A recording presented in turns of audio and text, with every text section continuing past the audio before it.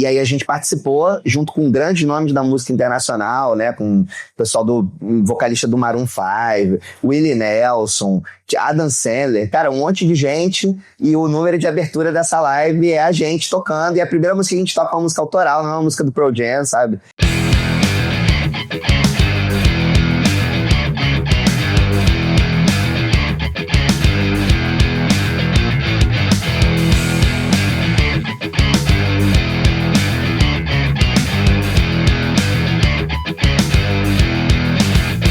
Estamos aqui hoje com o Sérgio, da Black Circle, trouxe presente para mim. Apresentar, ó. Olha só, olha só. O Black Circle, para quem não conhece, acredito que seja o maior cover de Pearl Jam do Brasil, é isso mesmo? Ah, sei lá, né? Deixa pra galera.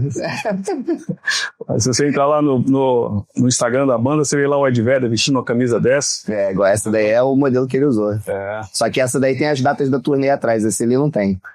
Pô, é mais exclusivo aí. É. Porque choras, Ed Vedder. Se você quiser conhecer mais sobre os nossos pedais, aqui no QR Code, você pode conhecer lá no nosso site www.tonyinc.com.br todos os nossos drives, overdrives, fuzz, distortion, high gain, preamps, tem tudo lá, beleza? Num preço super bacana. Usa o cupom VIPEMANUEL para você ter 5% de desconto. Agora a Tony Inc está com uma super novidade. A gente era conhecido pelos drives e pedais analógicos. Estamos lançando capturas com inteligência artificial para Quad-Cortex, Tonex, Valiton, Rotone, para todos os bolsos, para todos os gostos. Então, se você quer ter o timbre do seu guitarrista favorito em altíssima qualidade, altíssimo padrão, com bons preamps e afins, é isso aí, é Tony Inc. Falou? Valeu!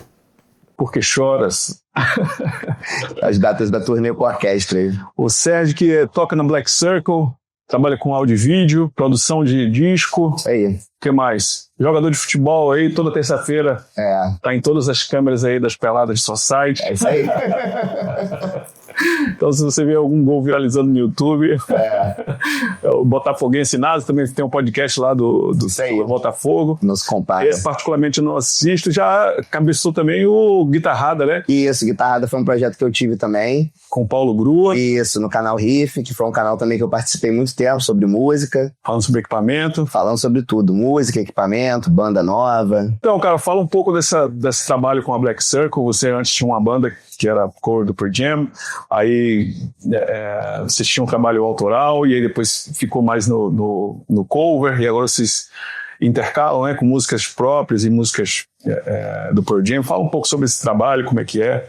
Cara, a gente começou, assim, minha história com o tributo ao Pearl Jam começou lá em 2016, né, que a gente teve uma primeira banda que fazia tributo ao Pearl Jam, e naquela época, assim, foi um misto de duas coisas, né, assim, obviamente o Pearl Jam é uma das minhas 3 bandas favoritas, eu vou colocar assim, porque não dá pra dizer que é a única banda favorita, que tem muita banda muito boa, pelo menos aí no primeiro lugar aí eu boto aí pelo menos umas 3, e foi uma mistura desse, né, de ser fã dessa banda, com uma tentativa de sobreviver no mercado da música, assim, e é até engraçado falar isso porque eu era muito novo, né, quando eu comecei, assim, todos éramos muito novos, né, mas era a gente tentando arrumar uma forma de ganhar dinheiro com música, né, e esse é até um papo curioso, porque assim, a banda cover tem muito hate, né, muita gente que não gosta, que fala mal e tal, mas todas as bandas famosas que a gente gosta, né, ou quase todas, ou muitas delas, fizeram cover em algum momento, né, nas suas carreiras, porque sempre, né, vai ser muito mais fácil viabilizar financeiramente, né, uma casa cheia de pessoas querendo ouvir uma música que já é conhecida do que uma música que ninguém conhece, né, então o trabalho autoral sempre foi muito mais difícil, né, de viabilizar. E aí naquela época, assim, a gente teve essa, né, ideia de trazer um tributo ao Pearl Jam por ser a banda que todo mundo mais gostava, né? E a gente teve um começo bacana, assim, a coisa começou a tomar uma cara profissional lá naquela época, até o momento em que aquela banda acabou, e aí a gente tinha 4 integrantes remanescentes, né? Eu era um deles, e a gente decidiu que a gente ia buscar um novo cantor, né, pra banda, uma nova voz, né, e aí a gente conheceu o Lenny na internet, a gente ficou pesquisando pessoas cantando músicas do Pearl Jam na internet, né, e a gente se deparou com um vídeo dele de 15 anos atrás, né, ou até mais, se bobear. Mais de 15 anos, que a banda já vai fazer 10, né, no ano que vem. E era impressionante, assim, era uma coisa de louco, assim, a voz dele era uma doideira, assim, a gente falou, cara, não é possível, assim, era um vídeo amador, assim, simples, não tinha como ser editado, sabe, tipo, de uma banda ensaiando, com esse cara cantando, e a gente foi procurar ele no Facebook na época, né, e a gente encontrou ele, chamou ele, perguntou se ele conhecia a gente, por sorte, ele morava no Rio, né, que a possibilidade dele morar em qualquer lugar do Brasil era grande, né, mas ele morava no Rio, e ele conhecia, inclusive, a outra banda, e ele topou fazer um teste com a gente, que obviamente, né, hoje é até ridículo pensar que a gente fez um teste com ele, porque quando ele abriu a boca a primeira vez, o tio falou, cara, é esse cara aqui que vai entrar na banda, né, não tem lógica, né, inclusive dia desses, foi recente o aniversário dele, né, e eu publiquei um vídeo do teste, porque a gente filmou, a gente levou uma câmera pra filmar ele cantando no teste, né, a gente faria teste com outras pessoas, mas depois que a gente tocou com ele, a gente desistiu e chamou ele pra entrar na banda, né, e daí a gente começou essa história, né, que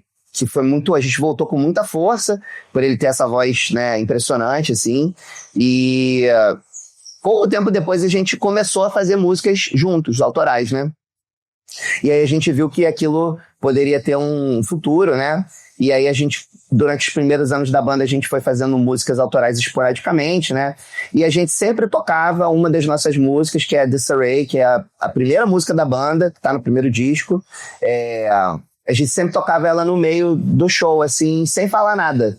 Tipo assim, sei lá, acabou Even Flow, toca Disarray, e aí depois toca I Am Mine, sei lá, e segue o baile. E muita gente chegava assim e perguntava assim, cara, que música é essa que eu não conheço? Sabe, depois do show, sabe? Do Pearl tipo, sei lá, né? E aí, assim, a gente começou a ver que a coisa tinha potencial, né? E... o pessoal tá mostrando um trabalho autoral também, né? Isso, exatamente, né? E aí isso foi incentivando a gente a fazer mais músicas, né? Autorais, e até que em 2020 a gente concluiu, né, o primeiro disco, que é o Mercury, né, foi lançado em outubro de 2020, que tem essa nossa primeira música, que é lá de 2017, né, e outras músicas que a gente foi compondo no meio do caminho, né, até que esse disco foi parar na mão da Ed Vedder, né, assim, porque foi em 2020 que a gente lançou, e foi no ano da pandemia, obviamente, então a gente já... por eu trabalhar com audiovisual, a gente já tinha tido algumas experiências em fazer lives com a banda, né, como eu mencionei, eu fazia parte do canal Riff, e a gente já tinha feito 2 lives com a Black Circle no canal Riff, tipo assim, completamente despretensiosos, assim, tipo, entramos ao vivo, ficamos 2 horas tocando, para meio que entender como é que fazia, se era legal fazer, isso 17, 18, bem antes de sequer imaginar que a gente ia ficar em quarentena, enfim. E aí quando, né, veio a pandemia, a gente, de novo, por acaso, já tinha uma live marcada, né, que aconteceu no dia 18 de março de 2020, bem na semana que o lockdown foi decretado, né, no Rio de Janeiro, né, e era uma live beneficente, que a gente tinha se engajado numa causa de uma família dos Estados Unidos. A gente conheceu várias pessoas no mundo afora, né, mas nos Estados Unidos também, que gostavam do nosso trabalho, e aí um grupo de amigos chegou e propôs que a gente fizesse uma ação em benefício a uma família que estava passando por problemas de saúde com uma filha que na época tinha 7 ou 8 anos e com um grau severo de autismo, e estavam precisando de grana, aquela coisa dos Estados Unidos da galera gastar muito com cuidados médicos, né, e tal. E aí a gente falou, não, lógico, vamos fazer, né? E aí a gente fez uma vaquinha online e essa live foi marcada para o dia 18 de março. A gente não fazia ideia que 18 de março a gente estaria, né, na primeira semana da pandemia, do lockdown, né? E aí a gente fez o show mesmo, né, já não podendo, não devendo fazer, realmente fez. A gente arrecadou uma baita grana para a causa, mais de $20 mil que a gente conseguiu para a família, assim, mobilizando as pessoas pela internet, né? E calhou do Ed Vedder assistir essa live, né? Da forma mais inusitada possível, né? Porque o Pearl Jam tinha já várias datas canceladas, né? De turnê que estava para começar. E ele assistiu a live e a gente, no fim da live, a gente recebeu uma mensagem no nosso Instagram da esposa dele, pedindo para um número de telefone, se ela podia ligar pra gente, né? E aí a gente deu o número do Lenny, e aí ela ligou pra gente, e ele falou com a gente por telefone, né?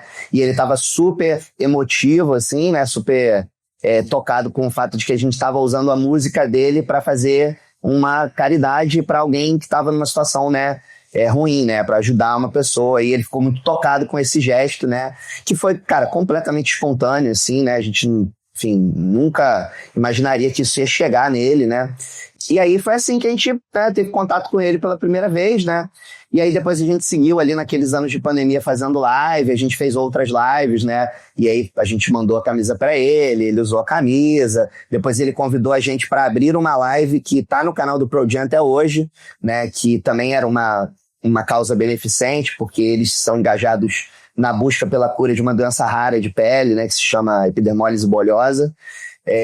E aí a gente participou junto com grandes nomes da música internacional, né, com o pessoal do vocalista do Maroon 5, Willie Nelson, Adam Sandler, cara, um monte de gente, e o número de abertura dessa live é a gente tocando, e a primeira música que a gente toca é uma música autoral, não é uma música do Pearl Jam, sabe?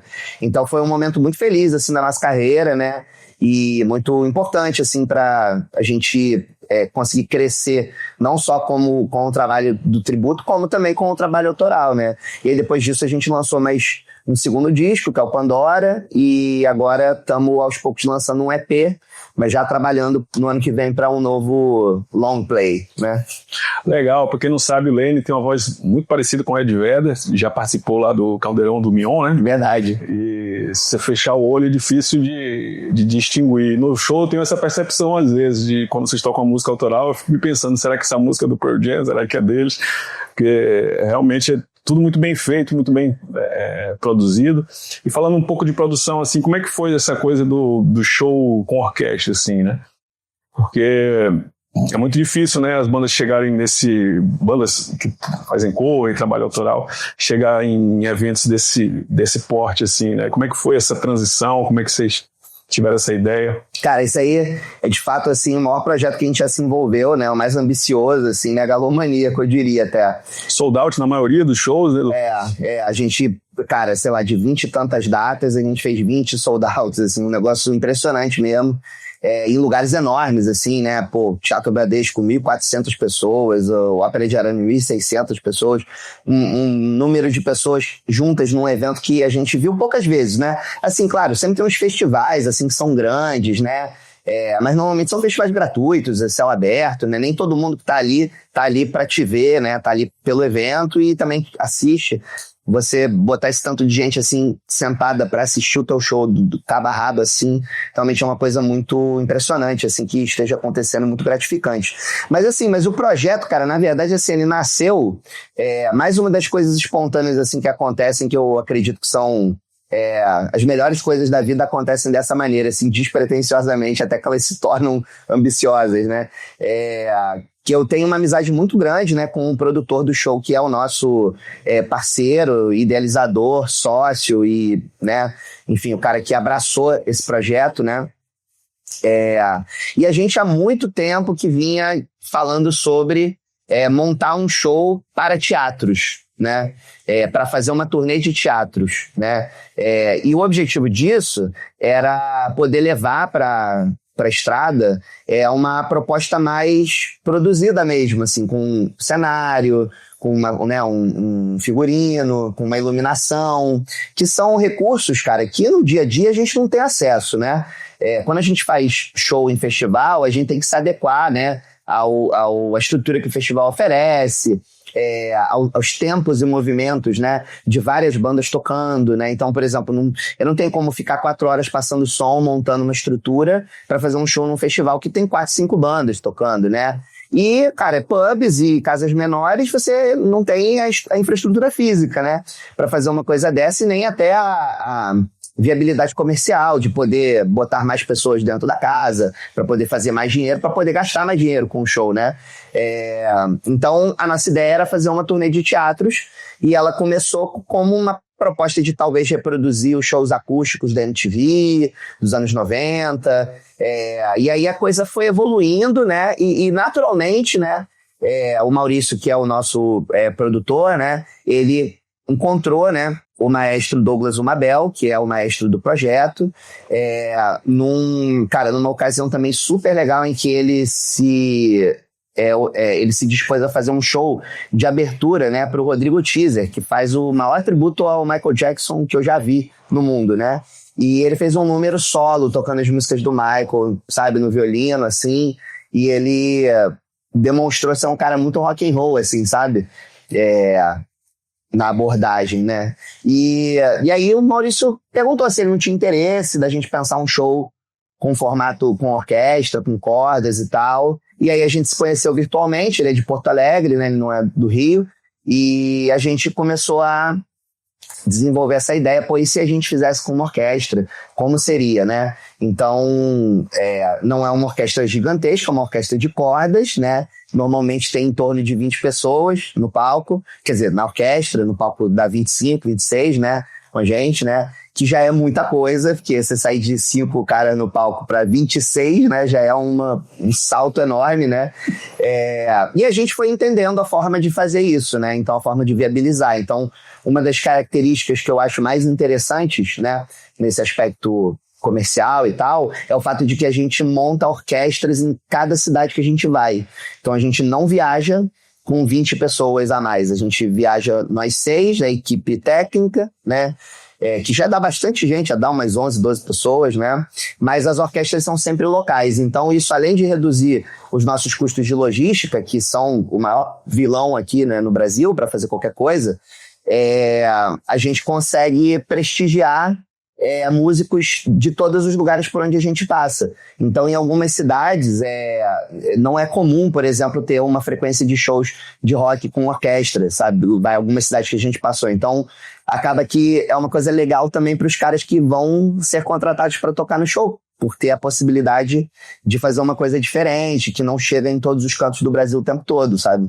Entendi. E como é que é essa coisa assim de você ter que performar da mesma forma, mas cada vez com uma banda diferente, né? Porque você falou que esses músicos não acompanham vocês, assim, né? Como é que são os ensaios, como é que é a preparação? Cara, assim, basicamente a galera é muito bem treinada, né, cara? Tipo assim, que é uma coisa que o músico do erudito, da academia, né, da faculdade, ele tem, que a gente que é da pista não tem, né, é a capacidade de ler muito bem, né, as partituras e tudo mais. A gente tá com os arranjos decorados, né, a gente não precisa ler, não precisa, mas as pessoas que nunca viram aquelas músicas, eles recebem, né, o material com antecedência, né, e chegam lá e tocam. Simples assim, a gente passa som com eles, né? Para todo mundo se conhecer, para, né, ter também a adaptação técnica, né? Que eles precisam usar fone, que também não é uma coisa muito comum pra galera da orquestra. Tinha um show, cara, com uma bateria fazendo muito barulho, 2 guitarras, né? Tipo assim, é um ambiente muito diferente do ambiente de concerto, né? Que a interação acústica é essencial ali, né? No nosso caso, a gente precisa ser microfonado, precisa de fone, né? Precisa de coisas. Então a gente faz essa adaptação técnica na passagem de som, né? E a galera manda brasa, cara. A gente toca algumas músicas na passagem de som e vai pro show, sabe? E dá tudo certo, assim. Porque também o Douglas, que é o maestro, ele também tá sempre em comunicação com os músicos da orquestra. Ele tem um microfone que fica aberto, então ele vai ajudando, além de, né, fazer os gestos que o maestro tem que fazer. Ele também usa, né, do talkback, né, pra guiar a galera e dá certo pra caramba, assim. Você contou essa história da disciplina, né, na música clássica. Eu lembrei da história de uma pianista que ela ensaiou o concerto errado, né, Você sabe essa história? Não. Ela ensaiou o concerto e quando chegou lá era outra que ela tinha tocado, ela era a solista. A solista, né? E enfim, ela já tinha estudado o outro, mas não tinha estudado há meses, né? Mas, enfim, acabou que ela tocou o que tinha que tocar de cabeça mesmo e deu tudo certo. E, assim, como é que você vê essa questão da disciplina, assim, no meio da música, assim, para uma banda que faz cover, que não é uma banda necessariamente de música clássica? Como é que você vê a importância da disciplina e a importância da expressão artística também, assim, como elas andam lado a lado, às vezes são meio antagonistas, como é que você... Cara, eu acho que tem tem propostas diferentes, né, de trabalho, né? A gente fala cover, assim, de uma maneira generalista, assim, mas, por exemplo, eu considero que nós somos uma banda que faz um tributo ao Pearl Jam, né? E essa diferença no termo, né, não é um preciosismo, né? Mas é justamente porque a gente não tem a intenção de reproduzir visualmente o Pearl Jam, né? Então, por exemplo, a gente não se veste igual, né? Assim, óbvio que a gente se veste de um jeito compatível porque é essa música que a gente gosta. E aí acaba que uma coisa, né, tem a ver com a outra. Tipo, se eu tô usando uma camisa do Mother Love Bone, que é uma banda que foi predecessora do Pearl Jam, né, anterior ao Pearl Jam, né, que o Jeff e o Stone, o guitarra e o baixista do Pearl Jam, tocaram nessa banda, né, e porque eu gosto dessa banda, porque, né, enfim, o movimento grunge é a música da minha vida, né, mas a gente não tem essa ideia, né, de representar ali teatralmente, né, o Pearl Jam. A nossa ideia é interpretar o Pearl Jam à nossa maneira, né, mas comprando o discurso artístico deles. E isso, de novo, é uma coisa espontânea, porque a gente compra o discurso artístico de todas as bandas do grunge, porque eles são as nossas referências, né? Então, quando a gente faz as nossas músicas autorais, a gente traz isso pro material, né? Então, eu acho que tem abordagens diferentes. Eu acho que o cara que vive um personagem cover, né? Que ele tenta se parecer e tal, ele precisa de outros atributos que a gente não tem. Por exemplo, a gente não é competente nesse lugar e também não é a nossa proposta, né? Mas, assim, eu acho que mais importante até do que uma disciplina no sentido de se debruçar sobre a obra, que óbvio é importante, né? Eu acho que tem que se ter uma disposição para vivência musical. A gente faz muito show há muitos anos, né? E a gente toca em todo tipo de lugar, sabe? Do pub ao teatro lotado, né? E isso moldou a nossa expressão artística, né? E é até engraçado porque muitas vezes eu ouço Pearl Jam no dia a dia, eu gosto, né? As pessoas se impressionam quando eu falo isso, mas eu sou fã de Pearl Jam, então eu tenho disco, eu ouço ainda, né? Os mesmos discos que eu ouvia quando era moleque e tal. E às vezes eu me surpreendo que eu falo, caramba, a gente não toca nada, o que a gente toca não tem nada a ver com o que eles tocam em algumas músicas, sabe? A gente levou a coisa para um lado, para nossa direção, assim, né? Para nossa coisas que a gente gosta. Então, por exemplo, se você assistir o nosso show, você vai encontrar alguns solos em que eu faço algo parecido com o que o Mike faz e outros que são completamente diferentes. Por exemplo, o solo de Black, né? O solo de Black não tem um solo, né? A gravação original, né? Ela termina em fade out, né? E ao vivo o Mike sempre improvisou solos, né? E eu também improvisava solos até que um dia a gente foi gravar um programa e eu falei, cara, eu acho que é melhor eu definir o que eu vou fazer, porque vai ficar muito ruim a gente filmar um programa e ninguém saber quando o solo vai acabar, sabe? É melhor a gente dar uma ensaiada e tal.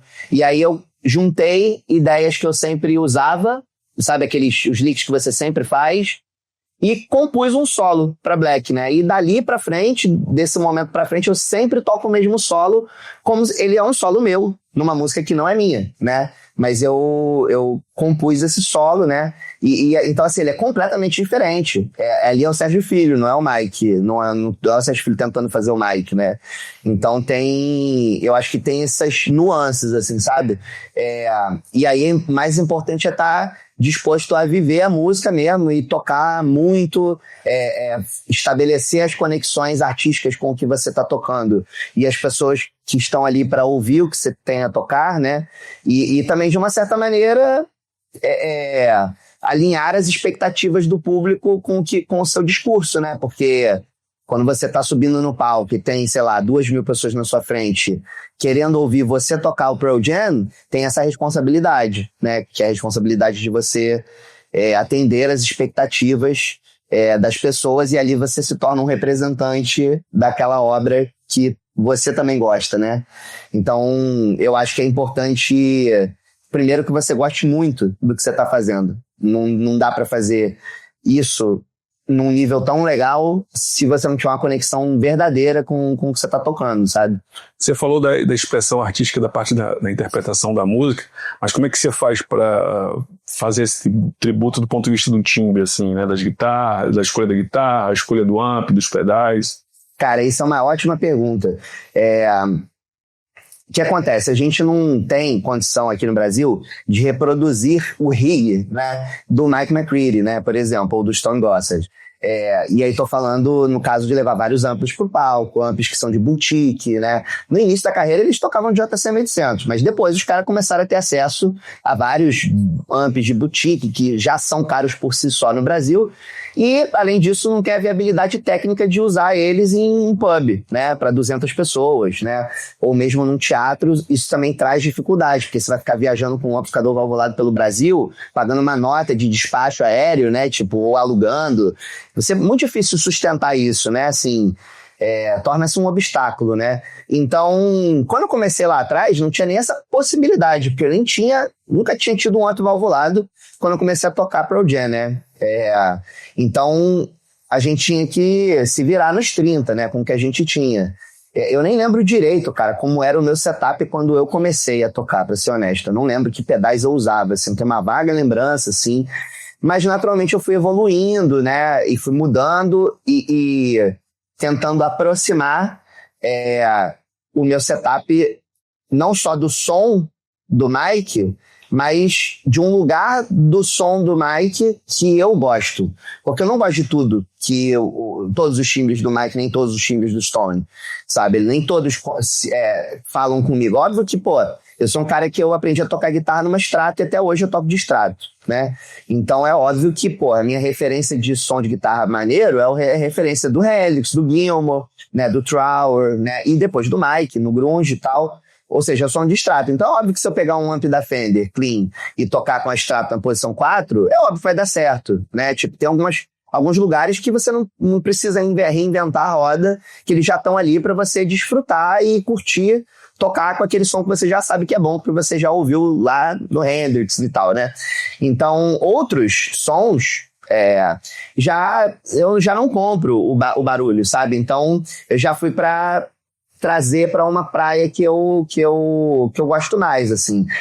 Eu sempre fui um fã bizarro do Gilmour, assim, tipo, o Gilmour sempre foi o meu guitarrista favorito, assim, e o Pink Floyd divide esse primeiro lugar de banda favorita para mim com o Pearl Jam, e acho que o Pink Floyd, Led Zeppelin e o Pearl Jam são as minhas 3 bandas favoritas, assim, e então minha referência sempre foi o Gilmour. Então eu, quando era moleque, eu queria tirar o som do Gilmour. Então eu ficava pesquisando lá os pedais do Gilmour, as guitarras, os captadores e tal. E, é um baita balde de água fria você gostar do Gilmour nesse sentido, né? Porque você tem que ter muita coisa pra reproduzir o som como ele faz, né? O cara que tem hacks de pedais, tem um equalizador pra cada fuzz dele que ele usa. É uma doideira, né? É um outro lugar, outro patamar, né? Mas eu tentava ali imitar o som do Gilmour tocando Pearl Jam. É óbvio que às vezes não dava certo, né? Tipo, às vezes dava meio errado, né? Tipo, sei lá, tem coisa que do Pearl Jam que faz sentido ser com humbucker, né? E eu sempre recusei, assim, pra mim sempre fui o cara do single coil e tal. Mas aí eu fui com o tempo moldando isso, me aproximando mais num certo lugar e em outros também encontrando quais são esses timbres que eu gosto muito e que eu quero usá-los, né, ao vivo. E aí, com o tempo, depois de trocar milhões de vezes o meu pedalboard, mudar coisa, mudar amp, comprar amp, levar amp pro show, deixar de levar amp e tal, né, eu entendi que pra mim hoje o que funciona é um setup que emule um Marshall JCM 800, né, ou usar um Marshall JCM 800 que eu, né, pude comprar depois, né, e os sons limpos baseado num som de amp Fender, né, ou seja, volta ao básico total, assim, sabe? Tipo, sem... Feijão com arroz. Feijão com arroz, total. E claro, um delay legal, assim. Eu também já tive a pira de ter vários delays, sabe? Pra ter vários estilos de delay de solo. Hoje eu tenho um só. Tem um delay da TC que faz todos os delays do mundo. E mesmo assim eu uso só um, sabe? Que é o que eu acho legal, assim. Mais legal de todos, que dá mais certo em tudo, né? E, claro, né, a adaptação dessa sonoridade para algumas variações do equipamento que eu tenho, que eu vou decidir levar de acordo com a infraestrutura de show que eu vou encontrar, né? Então eu tenho um pedalboard principal, que pode ser usado em linha, com o CSS Preamp, que veio para, né, ajudar muito nesse sentido, né? Eu já tinha tido a experiência de tocar em linha antes, porque eu tenho um Sansamp do Kotzen, né? Aquele Fly Rig, né? Que se você for olhar pelo corte, não tem nada a ver com o Pearl Jam. Mas o pedal é super legal, tira sons que tem a ver com essa pegada Marshall e Fender, né? E usava ele em linha, né? Mas com o CSS eu encontrei uma outra versatilidade, que é tipo assim, ele tá ali ligado o tempo todo, e se eu ligar em linha vai dar certo, se eu ligar no amp vai dar certo, sabe? E se, sei lá, se eu quiser usar o drive do JCM, eu vou lá e desligo a chavinha do equalizador e tá tudo certo. Então, com um setup, eu consigo várias configurações diferentes, né? Graças ao CSS. Mas eu tenho o amp também. Eu tenho um rig de backup, que é um rig menor, que eu ainda uso o Sansamp, mas sempre buscando essa mesma pegada. Drive do JCM 800, clean de Fender, sabe? E esse clean de Fender não muito clean, sabe? E os drives sempre TS, clone, sabe? Tipo, sem inventar muita moda em cima disso. E claro, né? O AWA, Univibe, as modulações de vez em quando vão e vêm do pedalboard, né? Pra dar mais um molho, assim, né? No show. Você falou que você não é muito fã, não vou dizer que você falou que eu odiava, mas...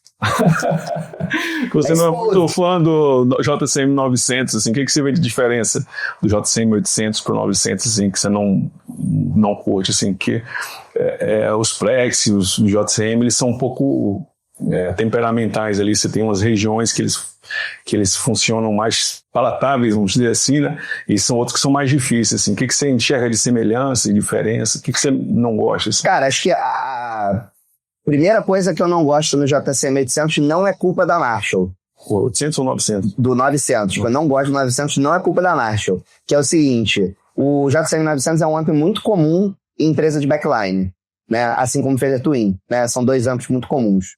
E, cara, cada um é um, né? Cada um tá num estado de conservação, cada um tá com uma caixa com um falante trocado, falante queimado, falante estragado. Então, assim... as minhas experiências ao encontrar o JCM 900 e o Fender Twin em palcos com som de empresa de backline, cara, são muito inconstantes, você não sabe o que esperar. Você tá vendo ali, mas você vai plugar, você não sabe o que vai esperar. Isso não é culpa da Marshall nem da Fender, né? Mas assim, isso me ajudou a ter tipo assim, caraca, porra, melhor não usar esse amp aí pra sei lá o que vai acontecer, né? Mas quando as vezes que eu tive a oportunidade de pegar o JCM 900 em bom estado, né, a minha sensação é de que ele é um amp que ele soa meio duro, assim, por exemplo, não consigo usar o drive dele, né, e por ser meio, sei lá, meio abelhudo, assim, eu nunca consegui tirar, e aí também tô colocando minha culpa na conta, porque, enfim, posso também não ser incompetente nesse aspecto, né? Mas a sensação de que é meio duro, meio estridente, e o clean dele também fica muito facilmente estridente, sabe? Tipo, então, teve vezes que eu toquei com o JCM 900 e o Presence, o zerado e o treble, sei lá, no 2, sabe? Então... eu sempre tive essa dificuldade, assim, né? O 800 já é uma outra coisa. O 800 responde de forma completamente diferente. O 800, nesse sentido, acho até que é um amp bem menos versátil, né? Embora tenha gente que tire clean legal, né? Também já vi gente, sei lá, usando o Big Muff com 800 na entrada low, né? Que é a entrada clean, né? E tirando um som maneiro, assim, muito específico, mas legal. Mas o som do drive que a gente está acostumado, que fundou o hard rock, né? É um som. Não tem outro som. É aquele som, entendeu? É muito maneiro, né? Tem uma resposta muito legal na mão, limpa muito bem, né? Também é muito agudo, também é difícil de lidar com a extrato, assim, eu que gosto de extrato e gosto de um som de extrato agudo, brilhante, né? Demorei para me entender ali com as diversas possibilidades, até descobrir que o médio não é médio, o médio é meio agudo, né? Tipo assim, aquela coisa assim, né? E, enfim, né? Experimentando com pedais, com equalizador também, é uma coisa bacana, né? Então, assim, para mim, esse um som do JCM é o melhor drive que tem, sabe? Nesse sentido, né? E muito bom de você colocar coisas em cima, colocar um TS, colocar um clone, ele responde muito bem, e limpar no potenciômetro, né? Pô, com o Tremolo Bleed fica bom demais, assim, porque fica... Pô, você tira o timbre dele legal com o drive aberto, quando você fecha no clean, ele tá cristalino, sabe? Pra mim, foi um amp que deu muito mais certo do que o 900, assim, nesse sentido, assim. Acho que ele é um clássico, não é à toa. A gente estava conversando também sobre essa aula de amp valvulado. Você falou muito bem do Blue Junior, assim. O que te atraiu no Blue Junior? O que você gosta? Como é que você usa ele? Cara, o Blue Junior me pareceu um amp mais ajustado para as condições de uma banda pequena, né? Porque, assim, ele, apesar dele ter 15 watts, ele não acho que ele fale tão alto. Assim, eu já vi outros amps da mesma potência, 15, 20, que falam bem mais do que o Blue Junior, né? Mas ele é um amp que recebe pedal muito bem, né? Então, assim, ele é quase como se você tivesse se fosse pegar um amp transistor maneiro, né? Só que você tem ali a dinâmica da válvula, né? Então, você sente que tem mais harmônico, né? Quando você joga, né, os drives, né? Ele responde legal no feedback. E, cara, é um amp super pequeno, super leve. Tem um reverb de mola muito maneiro, né? Um foot switch inútil para ligar e desligar esse reverb, que eu acho que não devia ter, mas enfim, não precisa dele, né? Mas acho ele legal, assim. Agora, a onda dele, o drive dele eu já não curto tanto, já acho meio qualquer coisa, assim, meio... não tem muita identidade, assim. Mas ele ali como amp clean, né? Pedal platform, né? Ele consegue crunchar legal, receber bem os drives. É um amp relativamente barato, né? Ele novo não é barato, mas usado você consegue encontrar ele num preço menos da metade do que ele custa novo, né? E eu acho que ele é um amp, assim, legal pra tu botar na estrada, sabe? Pra tu botar no banco do carro e fazer uma gig num pub, eu acho que dá certo. Eu tenho ele, mas eu não fiz gig com ele ainda, assim, nesse esquema, né? Mas dá pra sentir, né? Eu já tive outros amps e sei que ele é um amp que com certeza ele vai se sair bem, assim, num palco pequeno, sabe? Vai entregar um som bonito, redondo e amigável, né, com o pedalboard, né? Eu já fui uns 4 shows de vocês e o som da banda, assim, é sempre muito bacana, assim, principalmente a cozinha, assim, né, o baixo, a bateria. Como é que vocês fazem, assim, que você falou que você não consegue passar o som antes, né? Como é que vocês fazem para ter essa consistência, assim, né? Como é que vocês pensam essa estrutura? Que princípio que vocês levam, assim, para conseguir todo mundo estar um timbre legal, assim, em qualquer circunstância, tanto num teatro enorme quanto num barzinho, assim. Os shows que eu vi de vocês, cada um foi num ambiente completamente único, assim, né? Um PA diferente, amps diferente, e todos esses shows tinham aquele bumbão de bateria lá, o baixo também bem presente, as guitarras muito explicadas, definidas. Como é que vocês fazem, assim, para ter esse... Essa é uma pergunta maneira, cara. Assim, na verdade, uma parte disso vem da nossa vivência, né? De ter feito muito show e ter aprendido muita coisa na marra, né? Uma outra parte vem de uma consciência que a gente foi desenvolvendo ao longo do tempo sobre o arranjo das músicas, né?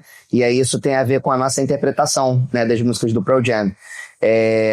Eu acho que para cada um ter o seu lugar e todo mundo estar ali presente, né? Você precisa pensar o arranjo, né? Você nunca pode fazer coisas tipo tocar os duas guitarras tocar power chord na mesma região do braço, sabe? Uma coisa também que a gente foi desenvolvendo ao longo do tempo também foi um senso natural de o timbre de um completar o do outro, sabe? Então eu e o Luiz, a gente sempre teve uma sintonia muito boa sobre, tipo, né, a curva do nosso timbre ser complementar o máximo possível, sabe? Então, se eu tô ali extratão, pouco médio, muito brilho e tal, ele tá mais humbucker, mais médio, mais fechado, sabe? Então, a gente foi também trabalhando isso juntos, né? E o Guilherme, que é o membro mais recente da banda, que é o baixista, né? Ele tá com a gente aí há quase 2 anos, né? Ele também passou por uma adaptação, né? Ele começou tocando com um Hofner, que tipo do Paul McCartney, né? Que é um baixo com um timbre super específico, super bonito, assim, mas com algumas limitações, assim, né? Meio semiacústico, né? Ele é semiacústico, E depois ele chegou a tocar com um Ibanez, assim, já mais modernão, né, e tal, e agora ele tá com um Precision. Então, tipo, Precision também é um baixo super, uma identidade muito forte, né? Fácil de combinar com o Strato, né? Tipo, tá ali no mesmo território, né? Então a gente tem essa consciência, né? Que é uma consciência de olhar para o que estamos tocando e entender aonde que um se apoia no outro, para fazer com que aquilo vire uma coisa coesa e dinâmica, né? E não uma coisa inconsciente, repetitiva e tudo mais. Isso é um outro aspecto. E eu acho que tem também o lance de, você falou, por exemplo, de não passar som, que é uma realidade. Muitas vezes a gente não tem como passar som, ou não é salutar passar som, porque, por exemplo, se a gente vai tocar numa outra cidade, num evento que, sei lá, que o evento começa às 8 da noite, o nosso show é meia-noite, cara, a gente tem que sair de casa de manhã, sabe, pra passar um som.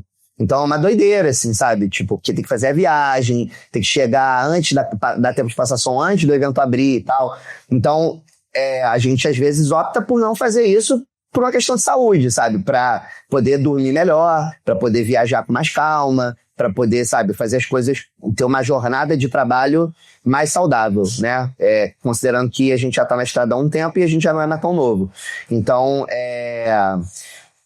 isso também é importante. E aí, cara, para isso dar certo, né, precisa, número 1, né, de uma boa comunicação com a equipe que tá fornecendo som, né, no evento. Isso é uma coisa que eu faço em todos os shows, né? Eu sou do áudio, né? Então isso também facilita a minha vida, né? Porque eu tenho uma noção, né, de como o que é bom, o que não é e tal, o que funciona, o que não funciona. E eu sempre me comunico com o cara que vai estar operando o som. A gente não viaja, nosso técnico só viaja com a gente no show sinfônico, né? Nos outros shows todos a gente usa sempre os técnicos locais, né? Então essa comunicação precisa acontecer, e também evoluir o nosso setup também para algo compacto e funcional. Isso também é muito importante, assim, porque, como eu te falei, no meu pedalboard, eu posso tirar do CSS uma saída que vai para a linha, eu posso tirar uma saída que vai para um amp meu de retorno que eu uso, transistorizado que às vezes eu levo, eu posso tirar para um amp valvulado, desligar o pré, posso ligar num loop. Então eu tenho, sei lá, 4 possibilidades de ligar o mesmo pedalboard e tudo vai funcionar. Claro que vai ter suas diferenças, suas características sonoras diferentes, mas vai funcionar. Então, se eu não tiver retorno de palco independente para receber a minha via sozinho, eu vou ligar no amp e vou fazer o show, né, me ouvindo pelo amp. Se eu tiver uma via ali e for mais rápido ligar em linha e mandar minha guitarra no monitor, beleza, sabe? Então assim, a gente vai desenvolvendo um setup que ele é versátil, compacto, não é um problema, uma exigência, uma demanda, né? E aí isso contribui também para a gente conseguir ter um resultado consistente, entendeu? Independentemente de onde a gente estiver tocando, né? Isso é parte de uma coisa que a gente desenvolveu com essa vivência. Você falou que além de tocar na banda, você trabalha com audiovisual. Como é que é, assim, conciliar essas múltiplas carreiras que são muito diferentes, assim, né? Que a estrada, pô, cada dia está num lugar diferente e às vezes dormindo pouco, muitas horas de viagem e, assim, no fim das contas a gente tem que pagar as contas. Aí, como é assim, ó, é o notebook no avião com a sessão aberta do trabalho fazendo ajuste durante o voo, sabe? Tipo, e rola mesmo, assim, no camarim e tal. Assim, né? Cara, o audiovisual funciona de 9 às 5, né? Assim, tipo, é um trabalho diurno, né? Não é um trabalho noturno, né? Claro que muitas vezes a gente extrapola, vai até de noite, trabalha fim de semana e tal, mas assim, ele é um trabalho que, de fato, ele te impõe um ritmo de vida diferente do ritmo de vida da noite, né? Mas também, por outro lado, assim, cara, com o passar do tempo, né, a gente vai ficando mais velho e vai sentindo o peso do tempo, né, no nosso corpo, a gente também começa a desenvolver hábitos mais saudáveis na estrada. E eu acho que isso é a chave para conciliar bem as duas coisas, assim. Por exemplo, eu sou um cara que bebo, gosto de beber, gosto de bebidas diversas e tal, mas eu bebo cada vez menos em show, sabe? Em viagens e tal.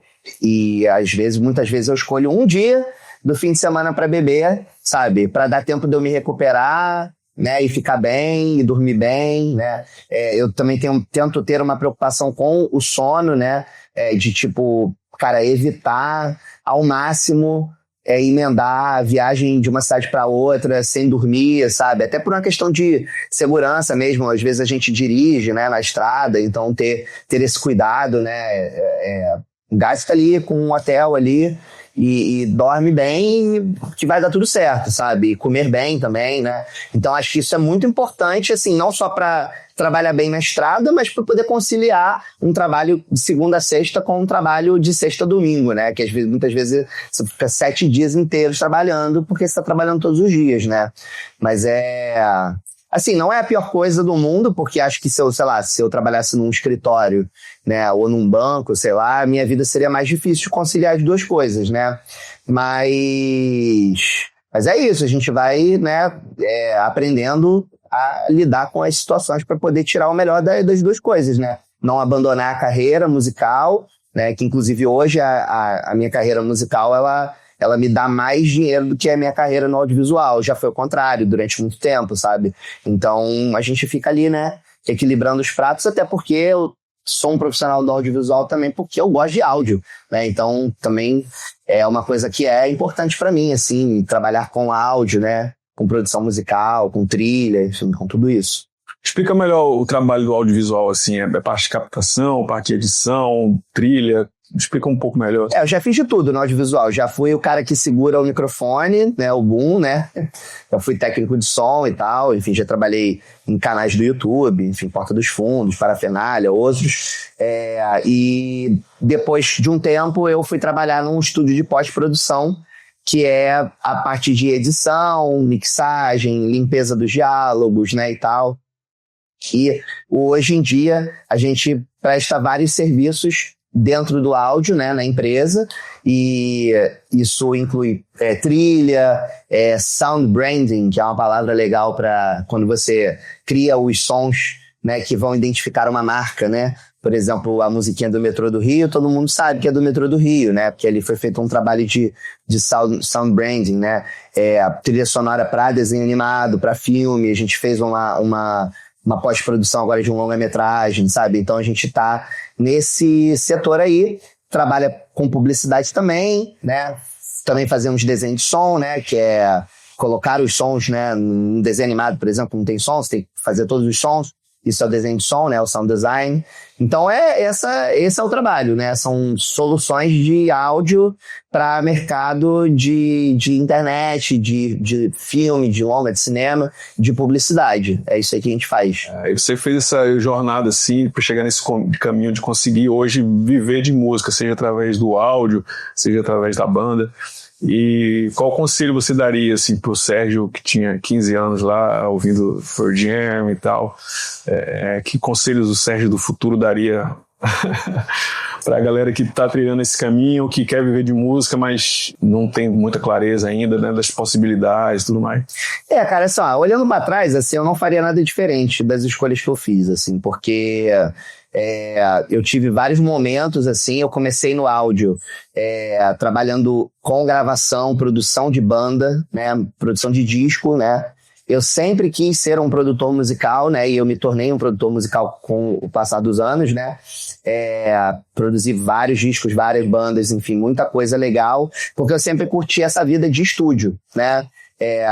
Eu nem conhecia a vida da estrada ainda, né, porque eu sempre toquei, sempre tive banda, mas assim, não viajava, não pegava avião, não ficava fora de casa a semana toda e tal. Não tinha essa experiência ainda. Mas a experiência de ficar trancado no estúdio, sem ver o dia passar gravando e botando microfone e timbrando amplificador e assinando bateria e, depois descobrindo como que mixa, como que comprime, como que equaliza e tal, isso sempre foi uma cachaça pra mim, assim, desde muito novo. Eu sempre gostei muito disso e, tipo, quando eu era criança, assim, sei lá, eu tinha um amplificador Watson, Ciclotron, e eu peguei o microfone, lembra aqueles microfones de computador varetinha que tinha, que a gente, horrível que a gente falava? e botava na frente do amplificador pra me gravar, porque eu queria me ouvir tocando. E eu nem tinha muita noção, nessa época eu era criança, tipo 10, 11, 12 anos, eu não tinha muita noção de que aquilo era um ato, né? Era o ato de gravar, de microfonar, então não tinha noção, né? Naquela época o auge era as placas de som Creative. Sound Blaster. Isso aí, Eu tive um Cakewalk, pirata, assim, meu pai comprou, eu deixo explanando, meu pai comprou num piratão aí na rua, um Cakewalk. Gravador de CD. E aí começou, né? Eu comecei a desenvolver esse gosto, né? Pela gravação e tal. E quando eu tive a primeira oportunidade, assim, eu tinha, sei lá, uns 17 anos, assim, eu pedi na cara dura para trabalhar num estúdio que eu ensaiava sempre, e eu conheci o dono, né, e eu cheguei pra ele e falei, cara, me deixa aprender aí a gravar e tal, tipo, ver as gravações e tal, não quer me dar um trabalho não, assim, tipo, moleque, assim, né, e aí eu comecei, né, acompanhei algumas gravações com o técnico da época e aprendi a fazer, assim, né? Não era nada demais, eram coisas simples que eu rolava no estúdio, né? E aí eu comecei a trabalhar gravando, e era uma doideira, porque esses anos da minha vida, esses primeiros anos, assim, que eu tava gravando, cara, às vezes era assim, durante 4 horas eu tava gravando uma banda de rock, aí desmontava o estúdio inteiro, vinha um grupo de pagode. E aí eu gravava um grupo de pagode por mais 4 horas, tudo no mesmo dia, assim, sabe? Então isso foi muito legal, porque isso me deu a oportunidade de aprender a lidar com vários tipos de gêneros musicais, com várias necessidades, né? Tipo assim, cara, quando eu via os instrumentos de percussão, assim, de pagode, samba, eu nem sabia o nome dos instrumentos, assim, tipo, como é que eu ia saber aonde botar o microfone, né? Tinha que aprender, né? Me virar e tal, e sim, tinha internet, mas não tinha tanta informação, né, como a gente tem acesso hoje. Hoje você consegue pagar uma assinatura e ter cursos de áudio, né, com os caras te dizendo exatamente o que você tem que fazer. Não tinha isso na minha época, né. Então foi na raça, né, que eu aprendi. E aí eu fui evoluindo nessa carreira, fui começando a dirigir as gravações e descobrir esse gosto pela produção musical, né, basicamente me meter no arranjo do trabalho das coisas, né, das bandas que a gente vai gravar e tal, e ajudar a definir os timbres e, né, que instrumentos usar, até que eu fui, cara, assumir isso, sair desse estúdio, fui trabalhar em vários outros estúdios, né, gravando vários outros artistas, né, com várias experiências diferentes, assim, e vivi isso até, cara, 2016, que foi um ano em que eu tive um baque assim grande, porque a primeira banda tinha acabado e eu precisei me coçar para arrumar alguma coisa mais estável, né? Porque esse trabalho de produção, na época, ele era muito instável. Então, assim, às vezes eu ficava trabalhando por 3 meses com uma banda para fazer um disco, depois eu ficava mais 3 meses sem trabalho, sabe? Então, eu ficava ali tendo que diluir a grana de 3 meses em 6, sabe? Então, tinha muita dificuldade, eu dava aula ainda e tal, uma coisa que eu detesto fazer, detesto aula de música, espero nunca mais voltar a dar aula de música, então assim, eu fui indo, né, e aí em 2016 eu precisei arrumar alguma coisa, né, e foi aí que eu fui atrás, né, de um amigo que já trabalhava com audiovisual, com som direto, né, e hoje a gente trabalha junto até hoje, né, na produtora, e ele que me colocou nessa área, né, me ensinou a fazer som direto e eu fui, cara, ser assistente dele, depois eu virei o técnico, né, e aí me meti no audiovisual. Então, assim, foi importante ter passado por isso tudo, né, eu acho que é difícil dizer assim para alguém que está começando, eu acho que a coisa principal é a pessoa tentar ter o máximo de experiências possíveis com várias coisas dentro dessa área, porque o audiovisual é muito diverso, né? O áudio é muito diverso, né? Ponto. Então, tipo, você pode trabalhar na igreja fazendo som ao vivo de banda na noite, você pode trabalhar no estúdio gravando banda, você pode trabalhar no estúdio de pós, você pode fazer o desenho de som, você pode fazer a trilha, você pode estar no set fazendo som direto, filmando, né? Cara, tem gente que ama a vida de set, amigos meus, que não querem nem saber de sentar na frente do computador para editar nada, sabe? Amam ficar no set, porque tem uma dinâmica, você trabalha com várias pessoas, você tá sempre produzindo algo, porque o resultado do teu trabalho ou vai ser uma publicidade, ou vai ser uma série, ou vai ser um filme. Então tem uma realização também artística nisso. E tem gente que odeia set, sabe? Tipo, eu por exemplo, nunca amei fazer set, assim, sabe? Eu fazia, que era o que tinha na época, e foi importante eu aprender, mas se eu puder escolher, eu não volto pro set, sabe? Mas também não é uma coisa que eu odeio, também posso voltar a fazer. Então, para você saber que caminho trilhar, é muito importante você tentar ter essas experiências e poder viver um pouquinho de cada coisa, sabe? Nem que seja como assistente, sabe? Se você está muito novo, assim, e ainda tem um amparo, né, dos pais, da tua família e tal, você não tá precisando ali pagar um aluguel e tal, se permita, sabe, experimentar, conhecer os trabalhos porque é muito diverso. É muito diverso e tem lugar para todo mundo, assim. Todo mundo que gosta de áudio pode ter a personalidade muito diferente. Vai ter um dos trabalhos vai dar certo. Então, por exemplo, você vai fazer trilha. Você fica intocado no estúdio o tempo todo. E com o contato com pessoas que você tem, com músicos que você vai chamar para gravar e os diretores, que é para quem você vai trabalhar, né? É diferente de trabalhar no set com 15, 20 pessoas, você tendo que ser muito mais habilidoso, né, socialmente, trabalhando em conjunto, né? Então tem lugares para todo mundo, assim, sabe, que gosta de áudio e música, né?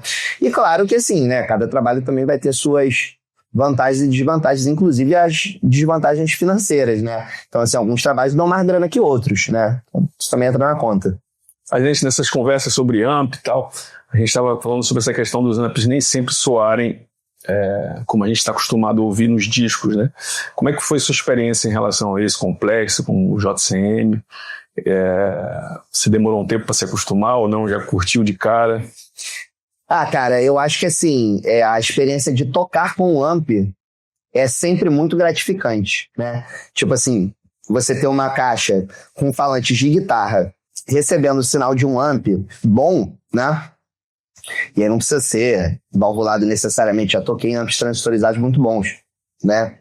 Mas a experiência de tocar com amp, tocar alto, ela é muito boa, né? Não é à toa que todo mundo presta tributo a isso e muita gente é puritano e conservador em relação a só usar amps, né?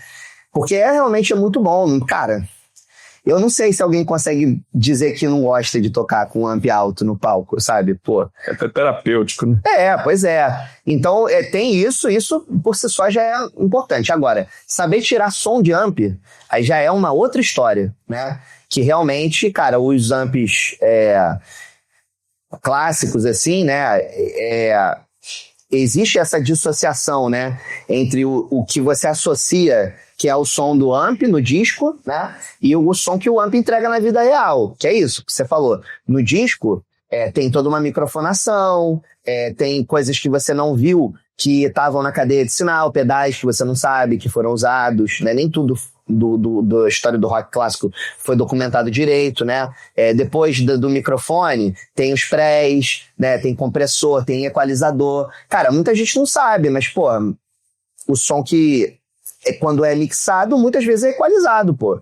Então, assim, o som que veio do amp, que você gravou com o microfone, assim, o microfone já é um filtro, né? Porque você muda o microfone, você muda o que ele tá captando. Então, você já muda o resultado. E aí você bota dentro da fita, do HD, né? E vai mixar, muitas vezes você vai desenhar esse som. E aí você vai mudar de novo ele. É muito difícil você ter o som que foi exatamente saiu do amp, representado perfeitamente na gravação, né? Então, a galera não sabe disso e realmente cria-se uma dissociação. E eu acho que isso ficou mais evidente quando a gente começou a ter essa tecnologia das capturas, né? Muito fiel, assim, muito boa, né? Do Kemper pra frente e tal, que a galera meio que não reconhece o som de alguns amps, né? Então, tipo assim, se tu pegar uma captura maneira de um JCM, é isso, você não vai ouvir o som do CD do Pearl Jam, do álbum do Pearl Jam, você vai ouvir uma captura do JCM, né? Respondendo ali como ele responderia microfonado, né? Então, a galera, eu já vi gente não entendendo nada, assim, pô, mas esse é o som, né? Esse é o som, só que não é só isso, né, que faz o som, né, todo, né? Mas é uma aula, né? É uma aula, assim, cara, não dá pra você aprender a tirar som de amp usando pedaleira, infelizmente, assim, não tem como. Você vai ver lá que é o Mesa Bug, se você não pegar o Mesa Bug de verdade, tocar, você não vai entender, e muito provavelmente você não vai tirar um som muito maneiro da tua pedaleira se você não tiver tido a experiência do amp de verdade. Por mais difícil que isso seja, porque os amps não são acessíveis para muita gente, né? Mas é um problema sem solução, assim, né? Eu lembro que quando eu tinha, sei lá, uma Pod, antigamente, eu achava vários amps ruins, assim, da coisa. Amps que eu acho ótimos hoje em dia, sabe? Que na época eu não tinha nenhuma ideia de como fazer aquilo soar legal, sabe? Eu lembro que eu não gostava do AC30, com muitas aspas. Porque não era o AC30, né? Era a emulação do AC30 que a Pod entregava, e eu, por não conhecer o AC30, achei que era aquilo ali, não tava, entendeu? Hoje é um dos amps que eu acho mais foda que tem, é o AC30. Inclusive, a Matrix, né? A simulação que sobrepõe o real, né? Pode... entendeu? E tudo bem, eu acho que assim, existe um lado dessa conversa, eu não sou fã de coisa digital, assim, eu uso plugin de vez em quando e tal, mas não sou contra, não sou avesso, mas eu não sou fã, assim, não é o que me atrai, não vejo uma pedaleira quad cortex e falo, ai meu Deus, que delícia, não é, né? Faço isso com o amp, faço isso com o fuzz, né? Faço isso com outras coisas, mas eu não sou contra, acho que tá válido. Um aspecto que a galera esquece, né, que é muito possível hoje em dia, é que assim, o digital, ele pode ser muito melhor do que o analógico em termos de possibilidades, né? Então, por exemplo, se você tem um plugin que emula um Marshall e você tem um controle de seg e de bias, sabe, tipo no plugin, isso é maravilhoso, pô, porque você não vai abrir o amp e mexer no bias do seu amp sem você saber o que você vai fazendo. Você também não vai ficar pagando um técnico para ficar ajustando o bias para você testar. Você não vai fazer isso, você vai usar como veio o troço, né? Como é para ser usado. E aí, quando você tem uma emulação que te dá essas possibilidades, eu vejo as pessoas usando muito pouco, sabe? As pessoas ficam tentando reproduzir certos sons com os plugins ao invés de tentar criar novos, sabe? Tipo, tem um plugin lá da Neural, lá, o do Tim Henson, que tem umas coisas malucas em plugins harmonais, é muito doido, meio Steve Vai, assim. Não é um negócio trivial, sabe? Tipo, a galera deveria estar usando aquilo ali para criar coisas novas, né? Que é como o próprio Tim Henson faz, inclusive, no trabalho dele, né? Que é muito bom. Então, eu acho que tem essa falha aí. Que, enfim, eu também entendo que tem muito marketing, né, pra te fazer querer comprar uma coisa digital achando que você vai ter o analógico. Também entendo que existe esse lado, né? Porque isso também existe com plugin de áudio, 500 plugins imitando o mesmo compressor e querendo te fazer acreditar que aquele é o mais parecido que já foi feito, mais real, mais fiel. Não é nada é assim, né? Cada coisa é uma coisa, né? Tem o plugin, tem o real, cada um vai te entregar experiências diferentes, né? E pode te levar a lugares parecidos, mas pode te levar a lugares diferentes. Eu tô muito mais interessado numa coisa digital, né? Que traga possibilidades que eu não tenho, né? Do que ficar imitando as coisas que já existem, né? Enfim. O Instagram da banda vai estar aí no vídeo, né? @BlackCirclePJ de Pearl Jam, né? Você pode seguir a gente lá, tem show no Brasil todo mês. Então, com certeza a gente vai passar perto da sua cidade em algum momento. E acompanha o trabalho autoral também, que está nas plataformas digitais, né? Estamos tentando voltar a ter vinis, aí a gente tem LP do primeiro disco, mas já esgotou aqui. Então a gente está tentando trazer mais e com discos novos também ter o LP, porque a galera gosta. Eu particularmente tenho orgulho de ter um LP físico do meu disco, né? Eu não gostaria de não ter isso, né? Então também tem uma realização pessoal de uma época em que a gente comprava um disco e devorava ele porque não tinha grana para comprar todos, né? Então, é isso aí. Ter um disco hoje em dia é um super feito, né? Vou chegar lá. É isso aí, estamos aqui com o Sérgio, super papo sobre equipamento, carreira, críticas a equipamentos ruins, sacanagem. E é isso aí, obrigado, Sérgio. Confira lá o Instagram da Black Circle, que o trabalho é incrível. Se tiver a oportunidade de ver algum show deles aí no estádio próximo de você, vale muito a pena. E é isso aí, até a próxima. Valeu.